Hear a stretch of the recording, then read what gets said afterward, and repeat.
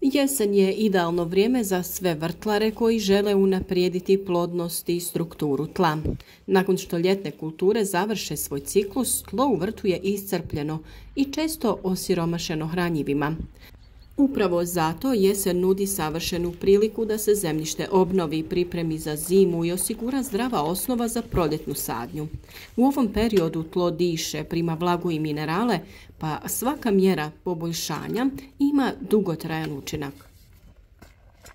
Prvi korak u popravljanju kvalitete tla je razumijevanje njegovog trenutnog stanja. Jesen je pravo vrijeme da se uzme uzorak zemljišta i pošalje na analizu. Na osnovu rezultata može se odrediti da li tlu nedostaje azota, fosfora, kalija ili mikroelemenata poput magnezija i bora. Ako nemate mogućnost laboratorijske analize, možete i sami procijeniti.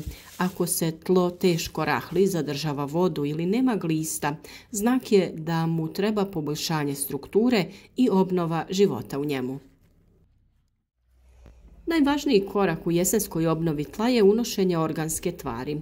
Kompost, stajnjak ili zreli humus, te možda glistinac ukoliko vam je dostupan, najbolje djeluju upravo u jesen jer se do proljeća potpuno razgrade i pretvore u hranjive tvari dostupne biljkama. Kompost ne samo da hrani tlo, već i poboljšava njegovu strukturu, čini ga rahlijim, zadržava vlagu, a istovremeno omogućava dobru prozračnost. Ako koristite stajnjak, važno je da bude odležan, jer svjež može spaliti tlo i povećati kiselost.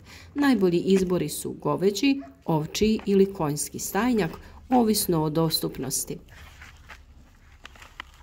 Nakon dodavanja organske tvari površinu treba zaštititi. Jesensko malčiranje ima višestruke koristi jer čuva vlagu, sprečava ispiranje hranjiva, štiti mikroorganizme od naglih promjena temperature i smanjuje pojavu korova. Kao malč možete koristiti slamu, pokušenu travu, lišće ili sjeckanu koru drveta.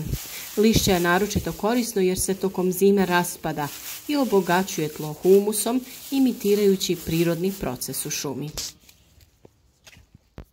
Jedan od najboljih načina da se tlo oporavi i obogati je sjetva biljaka za zelenu gnojidbu.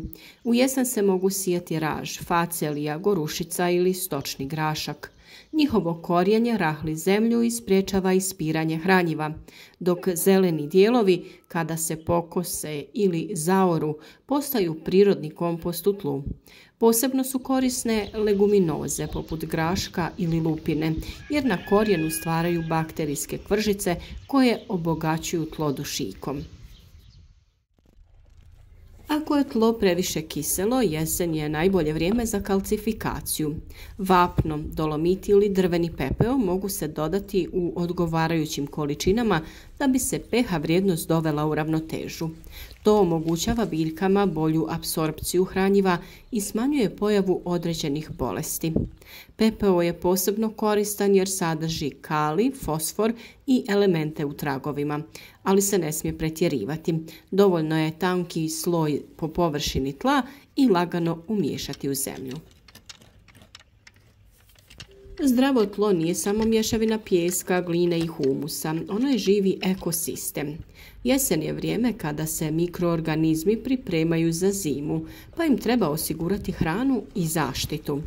Umjesto da ostavite golo tlo, pokrijte ga biljnim ostacima. Time čuvate korisne bakterije i gliste koje će cijelu zimu obrađivati zemlju i stvarati humus. Popravak tla u jesen ulaganje je koje se višestruko vraća. Kada u proljeće dođe vrijeme za sadnju, zemlja će biti rahla, bogata hranjivima i spremna da podrži snažan rast biljaka. Umjesto da zimu dočekate sa praznim gredicama, iskoristite jesen da svom vrtu vratite snagu i život, jer zdravo tlo znači zdrav i plodonosan vrt. Budite sa nama, pratite naš rad i korake koje preporučujemo da se odrade u određeno vrijeme kako bi uspješno uzgajali biljke, voće i povrće.